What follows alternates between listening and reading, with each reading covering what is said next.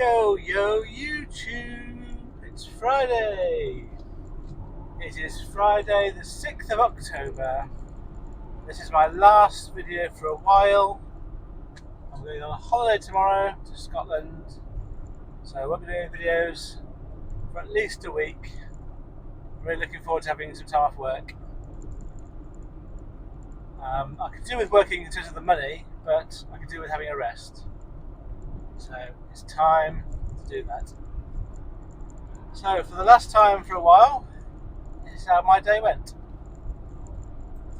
If you watched yesterday's video, you'll know that I ended up in Knethny, and for full disclosure, I ended up not tramping there, but I drove about an hour eastwards towards the outskirts of Cardiff because I was thinking it'd be a better chance of getting a job in the morning close to Cardiff than Swansea.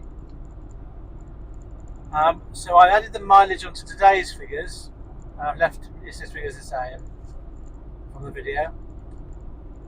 And I'll tell you what happened. Oh yes, before I do that, the tramping site, I would definitely recommend where I stayed. Now I think it was off junction 32 of the M4. I think so.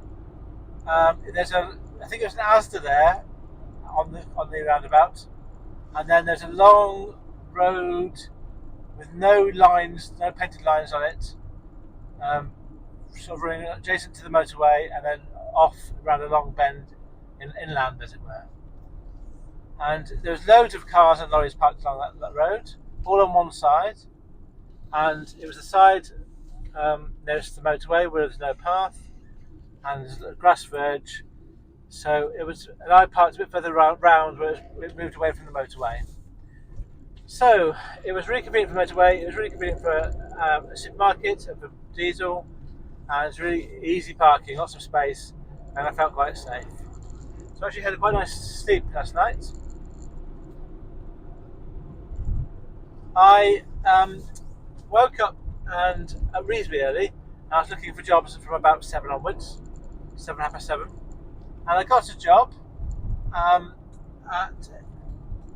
in Cardiff for delivery to Cardiff. It was 1.5 miles loaded miles, and it was for a small van. No, it wasn't. It was for a medium wheelbase van, but the only reason it was for a medium wheelbase is because one of the parcels was 1.5 meters high. In terms of everything else, it was definitely a small van type job. So I think I was quite lucky to be there. Because it's 1.5 miles, I just put £50 on, 50, and I got that. And I want to just pause at this point and talk about the shipper. Now I'm not going to name the shipper because I haven't got permission to, but they were really good, like extra good. And I want to kind of use this as an opportunity to kind of talk about one thing I've learned really over the last few months about this. I've said it before, but I'm going to sort of reiterate it again today. And I like the shipper because they put on the dimensions of all the boxes and the weights of all the boxes, and it was accurate. And they put on a nice friendly note saying, "Thank you for doing this job for us. Please smile when you deliver," or words to that effect anyway. And when they spoke to me, the guy spoke to me was really nice, really cheerful. When I called back midway through the call, he answered with my first name. So he'd obviously either saved my number from a previous job, or he'd worked it out from CX. But using my first name is really a nice touch. It made me feel like really wanted a good job. Makes me feel like I want to do an even better job for him.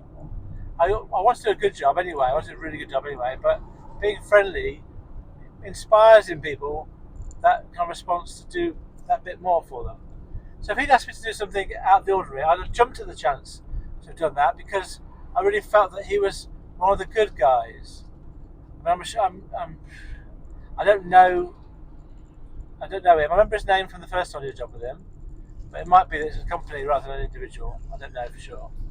Anyway, the point I'm making is they are, in my view, a really professional, friendly, polite company, shipper company. and that's what I aim to be as a driver. And my point is, I think that although I focus a lot on the monetary side of things, because that's part of what this video series is about, I want to reiterate that I think, in my opinion, a business that succeeds, but it's small, it succeeds because of customer service, because it goes the extra mile, because it engenders loyalty from its customers, or engenders pride from its customers, or willingness to support it as a business. So I think, as individual owner drivers, as I am, that's the kind of approach that I have to adopt, and I want to adopt, is being polite and friendly, and a customer service approach. And I think that any company that wants to succeed and grow, I think they're more likely to grow and succeed and survive if they have an eye on the bottom line and customer service, rather than just one or the other. And I just wanted to reiterate that, in my view, being nice pays. I think that if you're a nice company, if you are respectful and polite, and if you are fair, is the word, and trustworthy, I think you're going to grow. I think when you get to like a national size, it doesn't quite work out, because you've then got more of a cutthroat national sort of marketplace to deal with, and being nice isn't necessarily the biggest factor. But if you're small and regional, I think being nice, trustworthy, etc., is a really important factor in your economic prosperity. Yeah. And this company, this morning, kind of reiterated that. I'll do anything for that company. I'll remember that company's name. I remember the guy's name, and I will want to work for them again, and I want to do a great job for them and their customers. Right, let's move on. So I finished delivering that first one in Cardiff by 9:40. I was looking for another job, and it was a Friday today. There's quite a lot of jobs out there, so my strategy today was to go quite high on my bids, because there's plenty of opportunities to put work in. And I thought if I went high for long enough, I'd probably get a job, and that proved to be the case. So I got a job that was about 25 minutes north of Cardiff, going to Warminster, sort of in the BA postcode, and it was for a small van, and the price that I put on was £90 for 76 loaded miles. And again, they were really nice when they called me, and I got a good sense of them. But in this case, this was a national shipper, a regional office of a national shipper. And I'm getting quite a lot of work from this national shipper now. Not from any particular office, just tend to find that I'm in the right area at the right time for lots of their work. I went and picked up the load, and on the way to the load, the shipper asked me if I could call the customer before I arrived at the drop-off, just to let them know I was on my way, because they were at a residential address. I said that's absolutely fine. I was happy to do that for them. When I got to the pickup location, things got a little bit complex. When I first arrived, no one seemed to know what I was talking about in terms of a load. I had no paperwork. I only had a name of the customer and the name of the pickup person. So I asked for the name of the person in the office who came out to see me, and then she knew what was going on. She arranged the pallets to be put on my van. And what ended up happening was a forklift putting on quite a heavy pallet, which was a pallet crate, I would call it. So a wooden crate. It was wrapped with black plastic around the sides, and over the top it was sealed with a white plastic covering, so I couldn't see what was inside. And there's no paperwork. So I've just double checked with the lady. I've got this address to go to, is that correct? And she said, she confirmed it was the right address. And so I made my way towards the address, but before I left, I called the shipper to explain the situation, that I had a pallet that was quite full, and that I'm probably going to have to handball this off at the other end. Can you I just wanted to be mindful that there may be some additional complications to this job. And so I left it like that, and then I made my way towards Warminster. Half an hour out, I called the number I was given for the mobile number for the customer. It went straight to answer phone. So I left a message and carried on driving. 10 minutes away, I texted the number, so I was 10 minutes away, and then I arrived. When I arrived at the location, it was just a residential house, and on the door there was a note saying words to the effect of, "Can you please put any parcels in the shed?" And the rear shed gate was open, left wide open, and the shed was unlocked. So I knocked, but no one came to the door. I rang the shipper at this point and said, "There's definitely going to be a handballing situation. I charge for an hour's handballing £25, or for half an hour £12.50. Can you just confirm you're happy with that?" And so he went away, rang me back, and then confirmed that I should go ahead and unload the pallet by hand into the shed. So I did that. I unloaded it all into the shed, got the pallet off, put it in the back garden, took photos of everything, and then rang the shipper back to say I'd finished. And actually, although the pallet was very heavy, it actually wasn't that long. It was about 20 minutes, 25 minutes to unload. By the time I'd done the photographs, it was 25 minutes and everything. So I rang the shipper back and said, "I'm finished now. Can you just give us a tenner for the handballing?" And they said, "Oh, I'll give you 15." And I just instinctively said, "It's okay, just £10 will be fine." But then as we was talking, the guy on the phone said, his boss had said, "I'm going to give you 25. So I stopped talking straight away, thanked them both really sincerely, and thought I'll just stop talking now because they are doing a really good thing and I don't want to ruin it. So I got £25 for the handballing, which was very generous, I think. I'd have been happy with £10, to be honest. The thing about the handballing is you never know if you can't see what you're doing, because it's a sealed container. I didn't know what was in that container. I didn't know what format it was in. I didn't know how long it was going to take. So I had to give them some idea before I started how long it was going to take and get some agreement.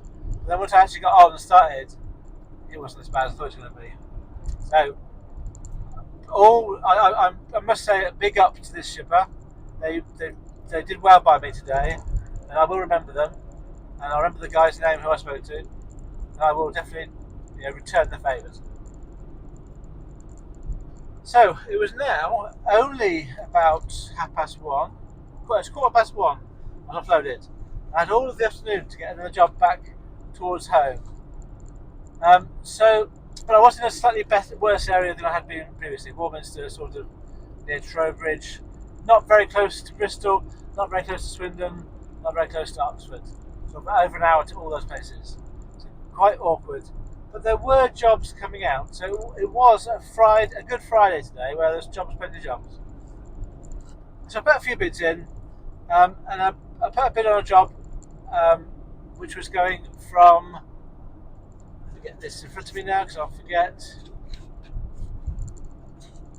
It was going from Shepton Mallet to Burford, and I was about 20 minutes from Shepton Mallet, according to CX. So I put a bid on for it for a small van job. It was £100 I put on for it, and the job itself was. Just get it in front of me.